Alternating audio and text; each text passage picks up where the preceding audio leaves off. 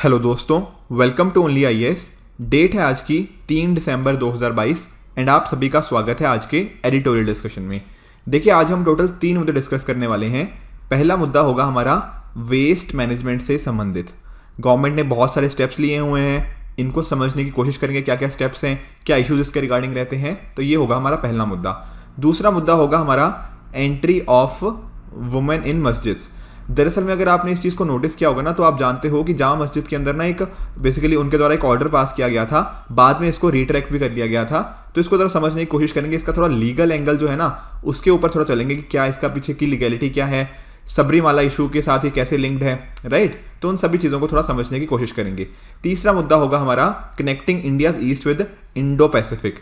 Indo Pacific अक्सर news में रहता है, तो इसको भी हम समझेंगे कि कैसे ये इंडिया के नॉर्थ ईस्ट या जो बाकी का ईस्टर्न पोर्शन है उसके साथ कैसे लिंक्ड है। बट बिफोर दैट, आज की कोट ऑफ द डे।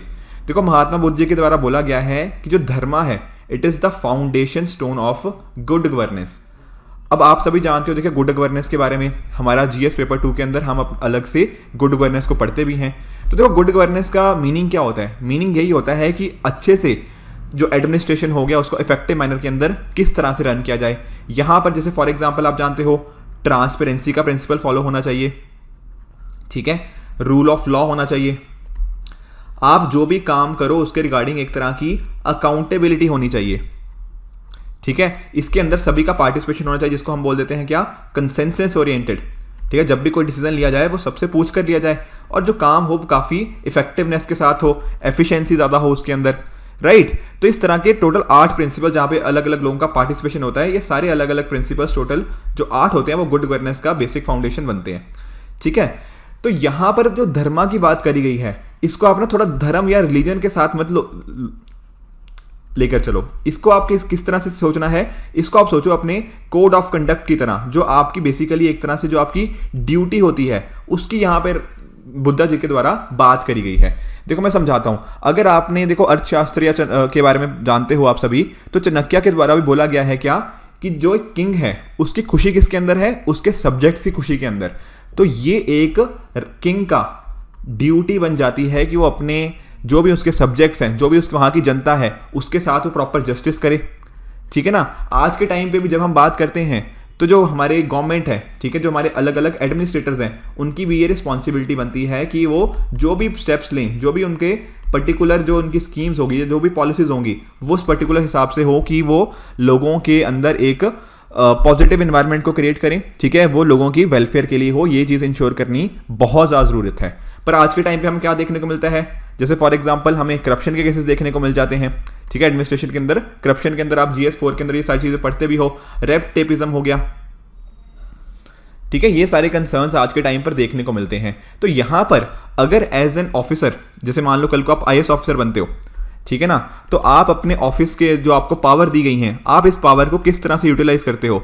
अगर तो आपने उसको अच्छे ढंग से यूज किया, तो वो जो आपका कोड ऑफ कंडक्ट है, जो आपकी ड्यूटी को आपने सिंसियरली फॉलो किया, कॉन्स्टिट्यूशनल वैल्यूज को आपने अपहोल्ड किया, तो डेफिनेटली क्या होगा, वो गुड गवर्नेंस की तरफ आप जा सकते हो। मैं आपको एक एग्जांपल लेके चलता हूं। जैसे फॉर एग्जांपल आपने ना आर्मस्ट्रॉन्ग पामे जी का नाम सुना होगा, ठीक है, might be pronouncing his name incorrectly थोड़ा सा, पर इन्होंने क्या किया, इन्होंने ना फंड्स की कमी होने की वजह से रोड कंस्ट्रक्ट होनी थी, तो रोड्स इन्होंने ना किसके थ्रू कंस्ट्रक्ट करी, लोगों से एक तरह से क्राउड फंडिंग के थ्रू कंस्ट्रक्ट कर ली। इसको पीपल्स रोड कहते हैं।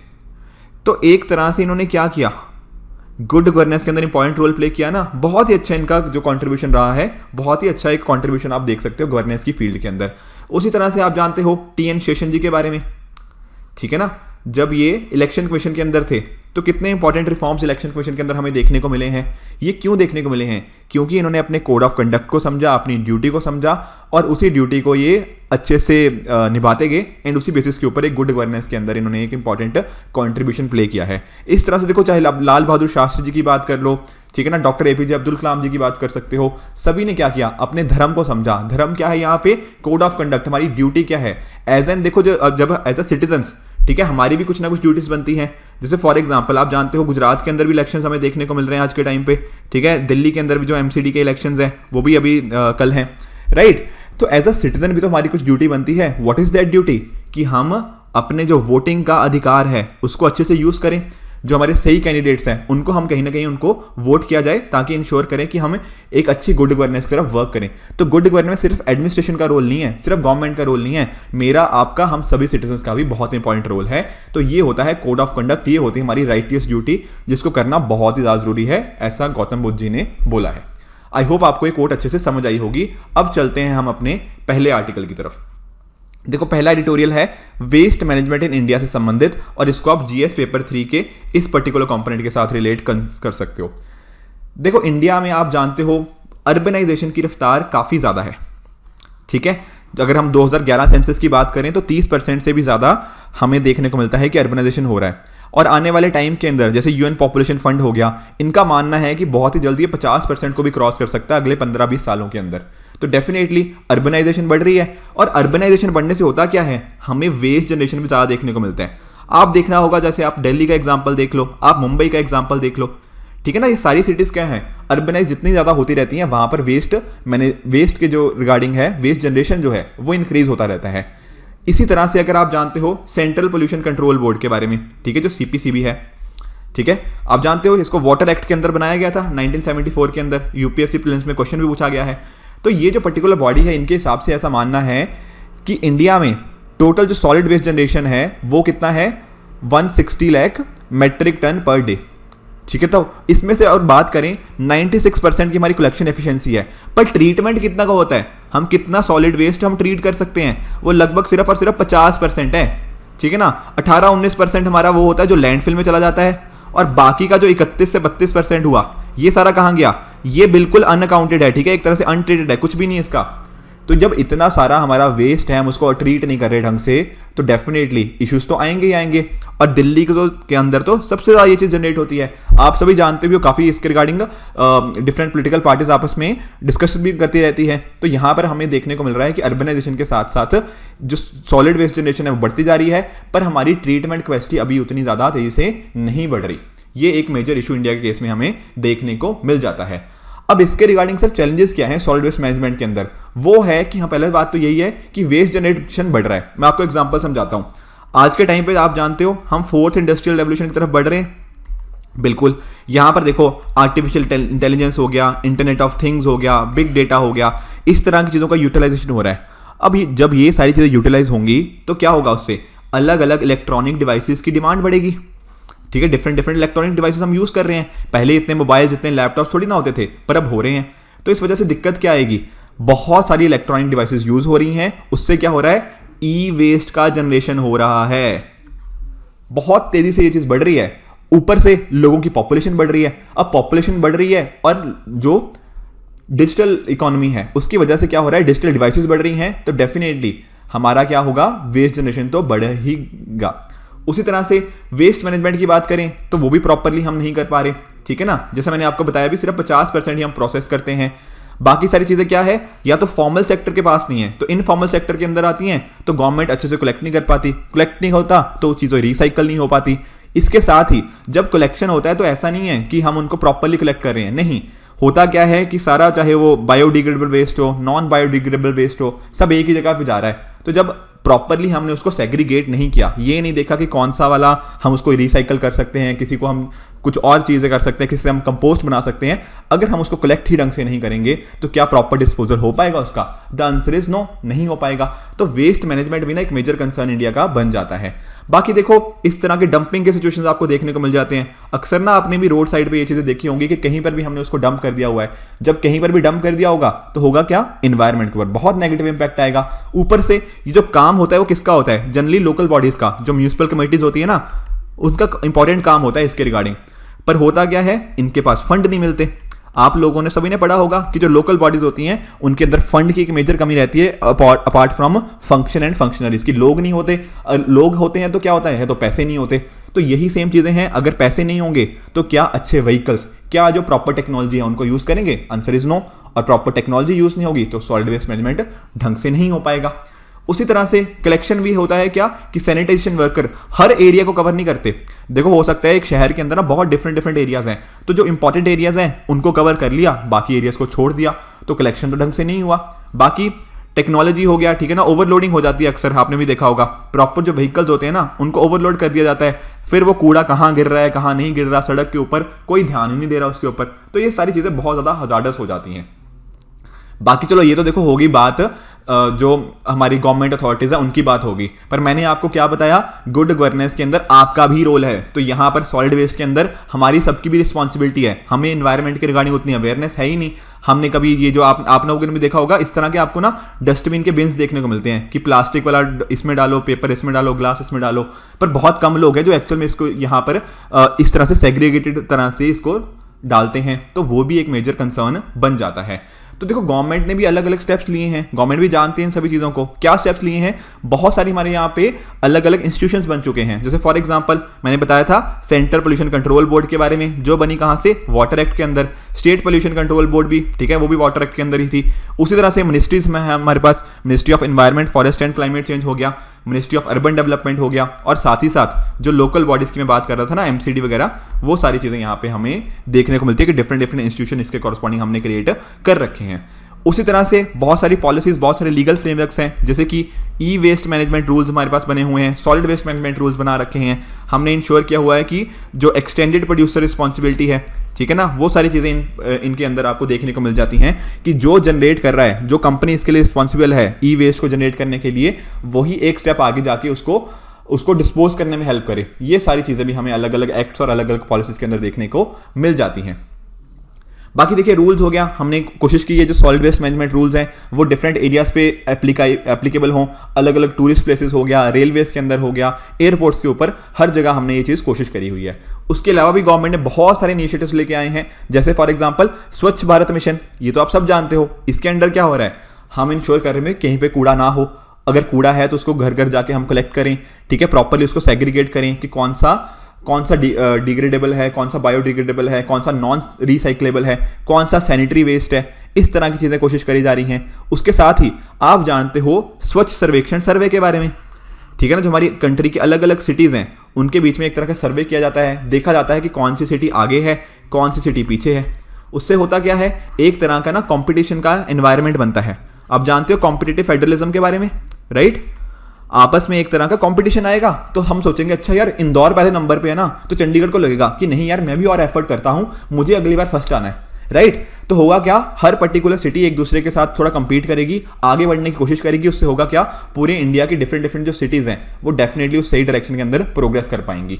ये इनिशिएटिव हो गया। उसके साथ ही स्वच्छता ही सेवा कैंपेन है, यहां पर लोगों का इन्वॉल्वमेंट इंक्लूड किया गया है, एक तरह का जन आंदोलन इसको बनाया गया है ताकि स्वच्छता के अंदर हम सभी अपना पार्ट प्ले कर पाएं। उसी तरह से एक फोकस है कंपोस्ट बनाओ कंपोस्ट अपनाओ कैंपेन। अब ministry of housing and urban affairs का ये कैंपेन है, तो कंपोस्टिंग के अंदर हम इसको यूज करें, ठीक है ना। जो भी किचन वेस्ट होता है आपका, उसको क्या कर सकते हो आप, कंपोस्ट की तरह यूज कर सकते हो, उसको एज फर्टिलाइजर की तरह बाद में यूज किया जा सकता है। तो आपने क्या किया, इस वेस्ट को क्या कन्वर्ट कर दिया कंपोस्ट के अंदर। आई बात समझ में। उसी तरह से वेस्ट को एनर्जी में कन्वर्ट करना। अब सर ये क्या होता है, देखो आपका जो भी गार्बेज है, आपका जो भी ट्रैश है, उसके थ्रू हम क्या कोशिश करते हैं, इलेक्ट्रिसिटी जनरेट करने की कोशिश करते हैं, ठीक है। आपके जो भी अलग अलग जो म्यूनिसिपल सॉलिड वेस्ट होता है उसके अंदर डिफरेंट चीज़ें हो सकती हैं, पेपर हो सकता है, प्लास्टिक हो सकता है, यार्ड का वेस्ट हो सकता है, कुछ भी हो सकता है। उसको हम क्या कोशिश करते हैं, उनमें से कुछ पार्ट्स को निकाल के हम एक बेसिकली स्टीम जनरेट करने की कोशिश करते हैं ताकि उससे इलेक्ट्रिसिटी बन पाए। तो हमारी गवर्नमेंट ने भी, ministry of new and renewable energy ने भी अलग अलग प्रोग्राम्स बनाए हैं ताकि ये जो वेस्ट है इससे हम एनर्जी को जनरेट कर पाएं। तो सर आने वाले टाइम में और क्या किया जा सकता है, तो वे फॉरवर्ड हमारा इस तरह से होना चाहिए कि जो हमारा वेस्ट मैनेजमेंट है वो बहुत ही साइंटिफिक हो, प्रॉपरली ना हम उसको सेग्रीगेटेड कर पाएं कि वेस्ट किस तरह का है। एक बार हमने सेग्रीगेट कर लिया तो उसके बेसिस पे हम चीज़ों को वर्क कर सकते हैं। बात होती है वेस्ट कलेक्शन की कि आपके पास ना प्रॉपर जो गार्बेज कलेक्शन जो व्हीकल्स हैं वो अच्छे होने चाहिए। आप यहाँ पर अच्छी खासी टेक्नोलॉजी यूज़ कर सकते हो। टेक्नोलॉजी सर किस तरह से, ये जो सारे व्हीकल्स हैं आप इनको ट्रैक कर पाओ कि व्हीकल कहाँ पहुंचा, कितना इन्होंने यूज़ किया, ठीक है ना। और साथ ही साथ जो मैं आपको बता रहा था ना कि कई बार इनको ओवरलोड कर दिया जाता है, जो ट्रक्स होते हैं अलग अलग, उससे क्या होता है कचरा पूरे सड़क पे गंदा करते हो जाता है। पर वो सारी चीज़ें हम इम्प्रूव कर सकते हैं अगर हम यहाँ पर टेक्नोलॉजी को यूज़ करें। इसके साथ ही बहुत सारे एरियाज में ऐसा देखा गया है कि जो ना वेस्ट कलेक्शन होता है वो डेली बेसिस पे नहीं होता, एक एक दिन छोड़ के होता है, ऑल्टरनेट डेज पे। अब उसको डेली बेसिस पे कर सकते हैं, ठीक है ना, व्हीकल्स को मैकेनाइज कर सकते हैं, तो ये सारी चीज़ें यहाँ पर करी जा सकती हैं। बाकी देखो यहाँ पर भी राइटर ने और भी बात करी है रिगार्डिंग रिसर्च एंड डेवलपमेंट। अगर थोड़ी और रिसर्च करेंगे इसके रिगार्डिंग, ठीक है ना, प्रॉपर स्टडी होगी तो प्रॉपर डेटा मिल पाएगा कि प्लानिंग के अंदर क्या दिक्कतें आ रही हैं, उन प्लानिंग को कैसे वर्क करें, वो सारी चीज़ें। इसके साथ ही हमारा आपने देखा ना, एक तो है हमारा फॉर्मल सेक्टर जो इसमें देख रहा है वेस्ट कलेक्शन के अंदर, दूसरा हो गया इनफॉर्मल सेक्टर। अगर फॉर्मल और इनफॉर्मल सेक्टर थोड़ा इनको आपस में स्ट्रीमलाइन करें तो ये जो सारे इश्यूज हैं हम इनको सॉल्व कर सकते हैं। उसी तरह से हमें जरूरत है डिसेंट्रलाइज सॉलिड वेस्ट मैनेजमेंट की। देखो अभी होता क्या है, मान लो कि ये ट्रक यहाँ पर है, एक ट्रक यहाँ पर है, एक ट्रक यहाँ पर है, तीनों को करेंगे एक जगह पे मिलेंगे, ठीक है, एक सेंट्रलाइज प्लेस पे जाके मिलेंगे, वहां पर जाके इसके रिगार्डिंग जो भी इसके ट्रीटमेंट होगा वो प्रोसेस होगा। अब यहां पर राइटर बात करें कि हम क्या कर सकते हैं, डिसेंट्रलाइज वेस्ट मैनेजमेंट, मतलब ये ट्रक गया अपने आसपास के किसी एरिया में जाके वहीं पर इसने आके ट्रीटमेंट कर दिया। यहां पर भी अलग अलग जगह पे हमारे पास ना अगर डिसेंट्रलाइज्ड अप्रोच हो जहां पर हम इसकी ट्रीटमेंट कर पाएं तो सारे इश्यूज हम यहाँ पे सॉल्व कर सकते हैं। बाकी रिसाइकलिंग की जा सकती है, राइट। मैंने आपको जो बात बताई थी कंपोस्टिंग की, उसको यूज करें। जैसे फॉर एग्जांपल कंपोस्ट के अंदर क्या हो रहा है, हम अलग अलग इंग्रेडिएंट्स को यूज कर सकते हैं एज अ प्लांट फर्टिलाइजर और सॉइल की जो प्रॉपर्टीज हैं उनको इंप्रूव कर सकते हैं। उसी तरह से राइटर ने वर्मी कंपोस्टिंग की भी बात करी है। अब वर्मी कंपोस्टिंग के अंदर क्या होगा, जहां पर डिफरेंट वॉर्म्स हैं, ठीक है, आपके अर्थ फॉर्म्स हो सकते हैं, उनको यूज किया जाता है ताकि आप जो फूड वेस्ट हो गया, डीकंपोजिंग वेजिटेबल हो गया, इनके थ्रू आप कंपोस्टिंग बना पाओ। तो वर्मी कंपोस्ट के अंदर वो चीजें आ जाएंगी। इसके साथ ही बायोमिथनेशन की बात करी गई है। यहां पर क्या होता है कि ऑक्सीजन की एब्सेंस के अंदर, ठीक है, एनएरोबिक कंडीशन जिसको बोलते हैं ना, कि ऑक्सीजन की एब्सेंस के अंदर वहां क्या हो रहा है, ऑर्गेनिक मटेरियल जो है ना आपका, जो ऑर्गेनिक वेस्ट है बेसिकली, उसको आप कन्वर्ट कर रहे हो किसके अंदर, बायोगैस के अंदर। तो ये चीजें करी जा सकती हैं। तो काफी ना हम वेस्ट को एनर्जी के अंदर कन्वर्ट कर सकते हैं। वेस्ट टू वेल्थ का जो कॉन्सेप्ट है ना, उसको लेकर आ सकते हैं। उसी तरह से सैनिटरी लैंडफिल्स हो सकती हैं, ठीक है, ढंग से हम रूल्स का फॉलो करें, ये सारी चीजें हम यहां पर देख सकते हैं। ठीक है जी। लास्टली एक दो पॉइंट्स और हैं, जैसे वेस्ट टू एनर्जी का मैंने आपके साथ डिस्कस भी किया, ठीक है, एंड पोल्यूटर पेज प्रिंसिपल, ठीक है। अगर पोल्यूटर कोई पोल्यूट करता है तो वो पे करे उस पर्टिकुलर चीज के लिए। एक तरह के जो पिगोवियन टैक्स होते हैं वो लगाए जा सकते हैं ताकि इंश्योर किया जा पाए कि अगर कोई गलती कर रहा है तो उसके लिए रिस्पॉन्सिबल भी वही होगा एंड उसको भी कुछ ना कुछ एडिशनल कॉस्ट बियर करनी पड़ेगी उसके रिगार्डिंग। बाकी लोगों को अवेयरनेस किया जाए, सेल्फ हेल्प ग्रुप्स का यहाँ पे एक इंपॉर्टेंट रोल हो सकता है, ठीक है ना। जो रेजिडेंट वेलफेयर एसोसिएशन RWS होते हैं, ये साथ में आकर लोगों को एजुकेट करें, these things can definitely help. उसके अलावा देखो एक इंपॉर्टेंट चीज क्या है कि हमें ना लीनियर इकोनॉमी से थोड़ा शिफ्ट होना पड़ेगा। अब सर लीनियर इकोनॉमी क्या होती है, मैं आपको समझाता हूं। मान लीजिए आपके पास ना कोई रॉ मटेरियल है, ये रॉ मटेरियल का प्रोडक्शन हुआ, इससे कोई प्रोडक्ट बना बेसिकली, इससे इस प्रोडक्ट को आपने यूज किया, फिर यूज करने के बाद ना आपने इसको सिंपली फेंक दिया। ये क्या हुआ, एक लीनियर मॉडल हुआ, इस तरह से मूव कर रहा है ना, तो ये लीनियर बोल रहा है। पर हमें क्या करना चाहिए, हमें थोड़ा सर्कुलर इकोनॉमी की तरफ वर्क करना चाहिए कि यहाँ पर ना यूज करने के बाद उसको फेंकना नहीं है, कुछ हम उसको रिसाइकल कर लें, ठीक है, उसको रीयूज कर लें थोड़ा चेंजेस के अंदर, तो इस तरह के रिकवर कर लें। तो ये सारी चीजें क्या जाती है, सर्कुलर इकोनॉमी का पार्ट आ जाती हैं। तो अगर हम सर्कुलर इकोनॉमी की तरफ मूव करेंगे, जैसा हमें नीति आयोग ने रिकमेंड भी किया है 2019 के अंदर, तो डेफिनेटली जो हम जनरेशन देख रहे थे ना सॉलिड वेस्ट मैनेजमेंट की, इसको हम काफी हद तक कम कर सकते हैं और बाकी इश्यूज भी इसके कॉरस्पॉन्डिंग हम उनको हटा सकते हैं। ये जो 4R का प्रिंसिपल है, reduce, reuse, recycle and recovering of resources. तो ये था हमारा पहला एडिटोरियल। चलते हैं हमारे दूसरे आर्टिकल की तरफ, जो क्या है, एंट्री ऑफ वुमेन इन मस्जिद्स। अब यहां पर देखो क्या मुद्दा है और इसको आप GS पेपर 1 से रिलेट करिए। तो यहां मुद्दा दरअसल में ऐसा है कि जामा मस्जिद जो है दिल्ली के अंदर, उन्होंने क्या किया था, जो गर्ल्स हैं उनका अकेले में बेसिकली बिना मेल कंपेनियन के मॉस्क के अंदर एंट्री बंद कर दी थी इन सर्टेन कंडीशंस। जब बेसिकली मान लीजिए कोई ऐसा देखा गया था, बहुत सारी महिलाएं ऐसी थी जो वीडियोस वगैरह बना रही थी या फिर रील्स वगैरह बना रही थी उसके लिए। पर बाद में फिर थोड़ा प्रेशर के अंदर, सोशल मीडिया हो गया, लेफ्टिनेंट गवर्नर हो गए, उनके प्रेशर के अंदर उन्होंने ये बैन को विड्रॉ भी कर लिया। अब यहाँ पर हमें ये समझने की जरूरत है कि देखो क्या मॉस्क के अंदर वुमेन को जाना अलाउड है या नहीं है। देखो इंडिया में अगर आप नोटिस करोगे ना, तो काफी सारे मॉस्क ऐसे हैं जहां पर वुमेन को जाना अलाउड है। ऑन द अदर हैंड कुछ ऐसे मॉस्क भी हैं जहां पर वुमेन को अलाउड नहीं भी है। तो सर ये ऐसा क्या कुरान में लिखा है? द आंसर इज नहीं। कुरान में कहीं भी ऐसा जिक्र नहीं है कि वुमेन को एंट्री नहीं होगी प्रेयर के लिए मॉस्क के अंदर। तो कुरान में ऐसा बिल्कुल भी मना नहीं किया गया, पर अलग अलग देशों के अंदर ना थोड़े अलग अलग अपने रूल्स चलते हैं। जैसे वेस्ट एशिया के अंदर कोई बैन नहीं है वुमेन का कि वो डेफिनेटली जा सकती हैं। यूएस और कनाडा के अंदर भी ज़्यादातर के अंदर वुमेन को एक्सेस है। इंडिया के अंदर बस थोड़े कम मॉस्क हैं जहां पर प्रॉपर ये चीज़ मेंटेन की गई है, ठीक है ना। तो एक तरह से होता क्या है ना, पर अगर आप नोटिस करो, अगर मान लो बैन नहीं भी लगाया वुमेन का मॉस्क के अंदर, पर होता क्या है, वुमेन के लिए अलग से कोई प्रेइंग एरिया नहीं है कि वुमेन अलग से आसानी से प्रे कर पाए, नहीं होता क्या, इस वजह से सिर्फ मेन और मेन आते हैं और हाइपोथेटिकली, मतलब हाइपोथेटिकली नहीं, एक इनडायरेक्ट बैन वुमेन के ऊपर लग जाता है। देखो आप एक चीज रियलाइज करो, अगर मान लो एक जगह पे बहुत सारे मेन हैं और वुमेन को प्रेयर करनी है, तो वो चाहते हैं कि एक अलग से हमारे लिए थोड़ा एक अलग एरिया हो, अलग से एक प्रेयर जोन हो। अगर उसकी प्रोविजन नहीं है ना, तो वुमेन शायद वहां पर मस्जिद के अंदर जाने से या तो कतराती हैं थोड़ा सा, मतलब ना, तो इस वजह से होता क्या है, वो इनडायरेक्टली एक तरह से मेन ओनली जोन ही बन जाता है। अब ये सारे मुद्दे कि वुमेन की एंट्री होनी चाहिए दरगाह के अंदर बेसिकली या फिर ना मॉस्क के अंदर, वो सारे इश्यूज काफ़ी बार आते रहते हैं। हाजी अली दरगाह का भी पहले ये जो मुद्दा था पहले उठा था, जहां पर क्या था कि वुमेन नहीं जा सकती थी, तो बॉम्बे हाई कोर्ट ने क्या किया था, बॉम्बे हाई कोर्ट ने इसको इंश्योर किया था कि नहीं वुमेन जा सकती हैं। यहां पर बात करी गई थी किसकी, आर्टिकल 15, आर्टिकल 16 एंड आर्टिकल 25 की, कि वुमेन जा सकती हैं। आप जानते हो राइट टू इक्वालिटी का मुद्दा है, ठीक है ना। तो ऊपर से देखो, आपने Indian young lawyer association versus union of India case भी सुना होगा, जिसको हम बहुत ही फेमसली शबरीमाला केस के अंदर भी जानते हैं। तो शबरीमाला केस के अंदर भी क्या हुआ था, यहां पर भी सुप्रीम कोर्ट ने बात करी थी कि वुमेन का एक्सेस होना चाहिए ये जो टेम्पल्स के अंदर। पर फिर बाद में क्या हुआ, इसका एक रिव्यू पिटीशन थी, तो रिव्यू पिटीशन टोटल 5 जजेस थे उस टाइम पे, ठीक है। तो 5 जजेस ने क्या हुआ, इसमें रिव्यू पिटीशन के अंदर ये माना कि हमें ना एक लार्जर बेंच की जरूरत है। वो लार्जर बेंच क्या करेगा, वो इस तरह के सारे मुद्दों देखने की कोशिश करेगा कि जो राइट टू इक्वालिटी है, कहीं ऐसा तो नहीं जो राइट टू इक्वालिटी वर्सेस जो right to religion, religious freedom जो होती है, तो दोनों के बीच में किस तरह से एक बैलेंस बना के चलें। इसके लिए क्या हुआ है, अभी ये 5 जजेस बेंच ने क्या हुआ, 7 जजेस वाली बेंच के लिए ये ऑर्डर ट्रांसफर कर दिया कि एक बड़ी लार्जर बेंच इस चीज को देखेगी। अब वो मुद्दे क्या है दरअसल में, आप जानते हो आर्टिकल 15, ठीक है, बेसिकली इक्वालिटी की बात कर रहा है, डिस्क्रिमिनेशन रोकने की बात कर रहा है। 16 और 25 भी आप जानते हो रिलीजियस फ्रीडम के कॉरस्पॉन्डिंग है। अब यहां पर अगर आप नोटिस करोगे ना, तो आर्टिकल 25 क्लॉज 1 के अंदर आप एक चीज नोटिस करो, यहां पर बात हुई है subject to public order, morality and health. अब ये भी एक सुप्रीम कोर्ट ना क्वेश्चन डिस्कस करेगा कि कितना पब्लिक ऑर्डर, मोरालिटी और हेल्थ को हम कैसे डिफाइन करें, ताकि अगर हमें कुछ रिलीजन के कॉरस्पॉन्डिंग कुछ रिस्ट्रिक्शंस लगानी है तो वो कैसे लगाई जा पाए। बाकी 25 और 26 एंड साथ ही साथ जो आर्टिकल 14 है, ये मुद्दे आपस में कैसे वर्क करेंगे, ये भी 7 जज जो बेंच है उसको डिसाइड करेगा। इसके साथ ही साथ आप सभी जानते हो कि एक ना रिलीजन के अंदर एक चीज होती है एसेंशियल प्रैक्टिसेस, ठीक है, एसेंशियल रिलीजियस प्रैक्टिसेस, जहां पर क्या होता है, जहां पर जो कोर्ट्स हैं बेसिकली एक तरह से इंटरफेयर नहीं कर सकते उस रिलीजन के कॉरस्पॉन्डिंग।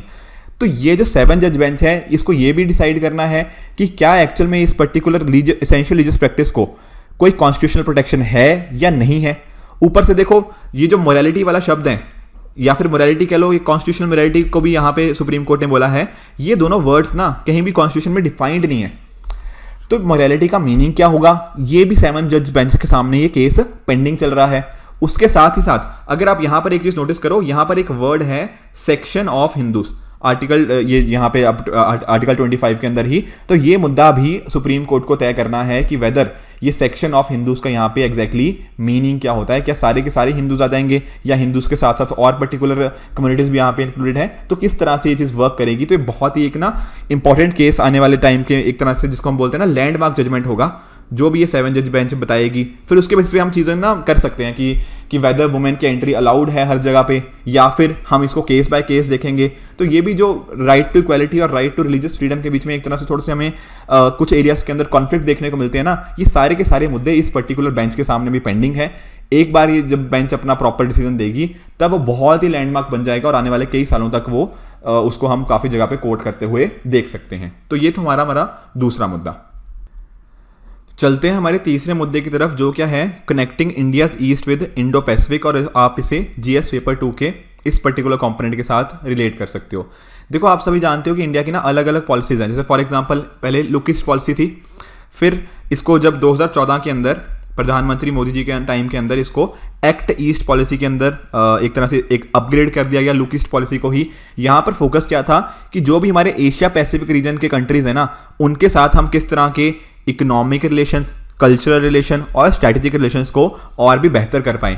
इन ये जो साउथ ईस्ट एशियन की कंट्रीज़ है ना, बेसिकली उनके साथ हम कनेक्टिविटी के अंदर ट्रेड हो गया, कल्चर हो गया, डिफेंस हो गया, या फिर इवन पीपल टू पीपल जो कांटेक्ट होता है इसको कैसे बढ़ा सकते हैं, कैसे और एंगेजमेंट कर सकते हैं, इसके रिगार्डिंग ये पॉलिसीज थी। अब इंडो पैसिफिक का भी आप जानते हो, ठीक है, अक्सर हम यहाँ पे मेंस के अंदर क्वेश्चन भी देखने को मिला, इंडो पैसिफिक हो गया, क्वाड का भी जिक्र होता रहता है, इंडिया यूएस हो गया, जापान हो गया, ऑस्ट्रेलिया हो गया, इनके कॉरस्पॉन्डिंग ये सारी चीज़ें देखने को मिलती रहती हैं।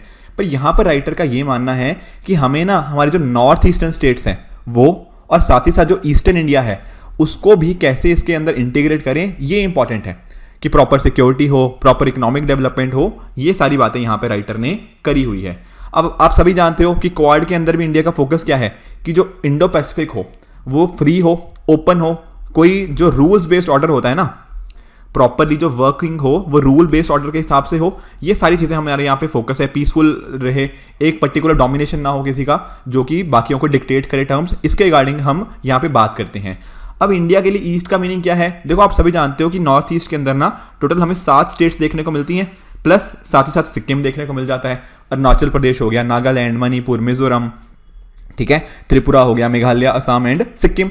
तो ये सारी पर्टिकुलर जो स्टेट्स हैं यहाँ पर कुछ ना कुछ सिक्योरिटी के कंसर्न्स रहते हैं, तो उन सिक्योरिटी कंसर्न्स को हमें कहीं ना कहीं टैकल करना होगा।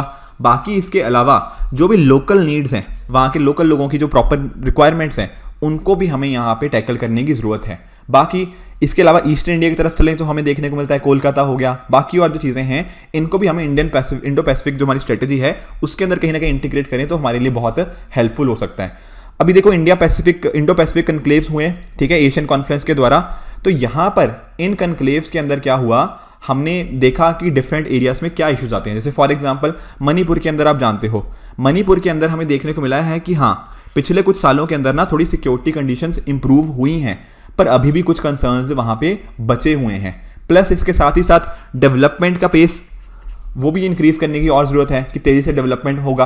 अगर तेज़ी से आप मानिए अगर सिक्योरिटी कंडीशन ठीक रहेंगी तो ज़्यादा से ज़्यादा इन्वेस्टमेंट वहाँ पे आएगा एंड साथ ही साथ डेवलपमेंट के भी ज़्यादा इनिशिएटिव्स बनेंगे, राइट। उसके साथ ही आप नोटिस कर सकते हो कि हमें ना दूसरे पर्टिकुलर साथ वाले जो कंट्रीज़ हैं वहाँ से कुछ लोग इन्फ्लक्स उनका देखने को मिलता है कि बहुत सारे रिफ्यूजीज म्यांमार से आते हैं, ठीक है ना। बॉर्डर एरियाज के अंदर मैं पहले भी आपके साथ डिस्कस किया था कि बॉर्डर के रिगार्डिंग ना बहुत सारे इश्यूज देखने को मिल जाते हैं। कभी वहाँ से कुछ ड्रग्स आ गई, ठीक है ना, कुछ जो गन्स हैं उनको ट्रांसफ़र कर दिया, ठीक है, कुछ बॉर्डर क्राइम्स हो गए, स्मगलिंग हो जाती है चीज़ों की, तो ये सारे इश्यूज हमें यहाँ पे देखने को मिल जाते हैं।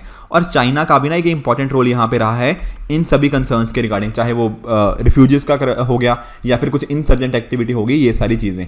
तो यहाँ ज़रूरत क्या बन जाती है? ज़रूरत ये बन जाती है जैसे फॉर एग्जांपल असम राइफल्स जो कि इस पूरे चीज़ों को देखती हैं और जो बाकी हमारी सिक्योरिटी एजेंसीज हैं वो प्रॉपर यहाँ पे एक्शन लें, जो भी ये सारे कंसर्न्स हैं इनको कहीं ना कहीं रिजॉल्व करने के अंदर हेल्पफुल हों।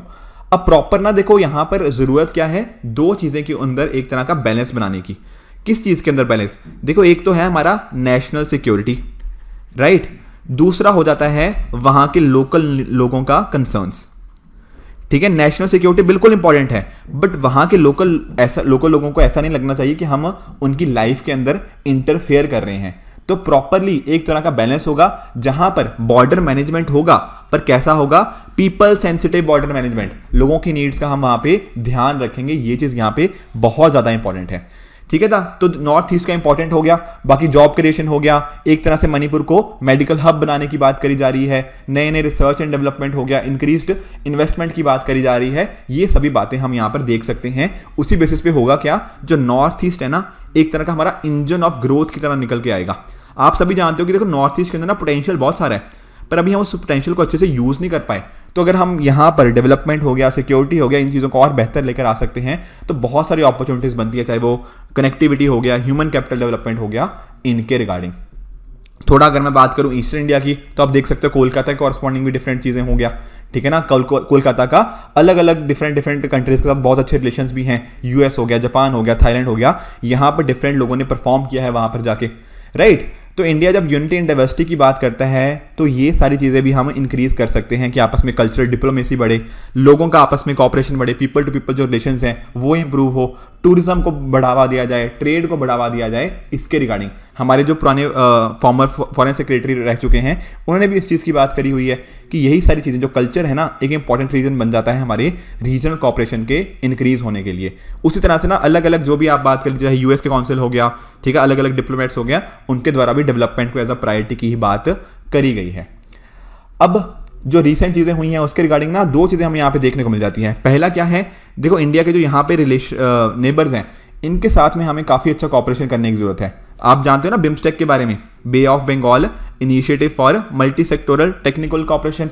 अगर आपस में सारी स्टेट्स, इंडिया हो गया, नेपाल हो गया, भूटान, बांग्लादेश, म्यांमार, ठीक है, जो श्रीलंका हो गया, थाईलैंड, आपस में सारे मिलकर कॉपरेट करें तो इंडो पैसिफिक का जो ड्रीम है उसको अचीव कर सकते हैं। तो उसकी स्टार्टिंग कहाँ से होगी, जो बे ऑफ बंगाल की लिटोरल कंट्रीज हैं। फिर उसके साथ ही साथ हम हमारी जो नॉर्थ ईस्टर्न स्टेट्स हैं, ईस्टर्न इंडिया है, इनको भी साथ में लेके चलें, लोकल लोगों की डिमांड्स को लेके चलें। तो इंडिया की जो ब्रॉडर इंडो पैसिफिक स्ट्रेटेजीज है ना उसमें इनको लेके चलेंगे, हमारी नेबरिंग कंट्रीज को लेके चलेंगे, तो डेफिनेटली हम क्या कर सकते हैं, हमारी एक होलिस्टिक डेवलपमेंट हो पाएगी, हम सही डायरेक्शन के अंदर एज अ रीजन को डेवलप कर पाएंगे। और जो हमारा आइडिया है कि फ्री होना चाहिए, इंक्लूसिव होना चाहिए इंडो पैसिफिक, एक तरह का रूल बेस्ड ऑर्डर वहां पे होना चाहिए, ये सारे डिफरेंट जो चीजें हैं हम उनको अच्छे से अचीव कर पाएंगे, एक पीसफुल और प्रॉस्परस इंडो पैसिफिक तरफ बढ़ पाएंगे। राइट है, ठीक है, ये थे हमारे आज के तीनों एडिटोरियल। आई होप आपको तीनों एडिटोरियल अच्छे से समझ आए होंगे।